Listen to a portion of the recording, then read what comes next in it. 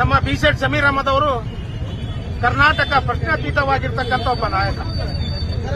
ಈಗ ಅವ್ರಿಗೆ ಮೊದಲನೇ ಲಿಸ್ಟ್ನಲ್ಲಿ ಅವರಿಗೆ ಸಚಿವರನ್ನಾಗಿ ಡೆಪ್ಟಿ ಸಿಎಂ ಅನ್ನಾಗಿ ಮಾಡಬೇಕಾಗಿತ್ತು.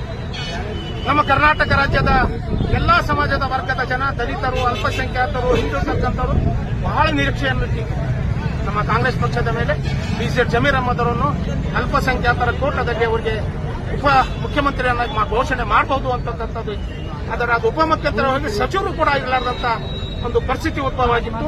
ನೋಡಿ, ಹಿಂದೆ ಅದು ರಿಲೀಸ್ ಆತಲ್ಲ, ಒಂದು ಅವ್ರಿಗೆ ಸಚಿವ ಸ್ಥಾನ ತಪ್ಪಿಸುವ ಸಲುವಾಗಿ ಆ ಫೇಕ್ ವಿಡಿಯೋಗಳನ್ನು ಹಾಕಿ ಅವರನ್ನು ಸಚಿವ ಸ್ಥಾನ ತಪ್ಪಿಸಿ ಅವರ ಮುಸುಗುರಕ್ಕೆ ಈಡು ಮಾಡ್ತಿರ್ತಕ್ಕಂಥ ತಾವೆಲ್ಲ ಮೀಡಿಯಾದಲ್ಲಿ ನೋಡಿ. ನಾವೇನ್ ಮಾಡ್ತೀವಿ, ಕೊಪ್ಪಳ ಜಿಲ್ಲೆ ಎಲ್ಲ ನಾವು ಮುಸಲ್ಮಾನರು ಮತ್ತೆ ದಲಿತ, ಹಿಂದೂ ಇರ್ತಕ್ಕಂಥವ್ರು ಎಲ್ಲರೂ ಸೇರ್ಕೊಂಡು ಇವತ್ತು ನಾವು ಹೈಕಮಾಂಡಿಗೆ ಮನವಿ ಮಾಡ್ಕೊಳ್ತೀವಿ.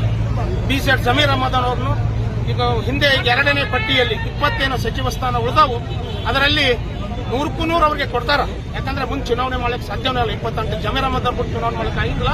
ಬಟ್ ನಮ್ಗೆ ಏನೈತೆ ಅಂದ್ರೆ ಉಪಮುಖ್ಯಮಂತ್ರಿ ನೀಡಬೇಕು ಅಂತಕ್ಕಂಥ ಉದ್ದೇಶದಿಂದ ಇವತ್ತು ನಾವು ಪ್ರತಿಭಟನೆಯನ್ನು ಒಂದು ನಿಮ್ಮ ಮೀಡಿಯಾ ಮತ್ತು ಇವತ್ತು ಪತ್ರಿಕೆ ಮುಖಾಂತರ ನಾವು ನಮ್ಮ ಹೈಕಮಾಂಡಿಗೆ, ಕಾಂಗ್ರೆಸ್ ಪಕ್ಷದ ಹೈಕಮಾಂಡಿಗೆ ಮನವಿಯನ್ನು ಮಾಡ್ತೀವಿ.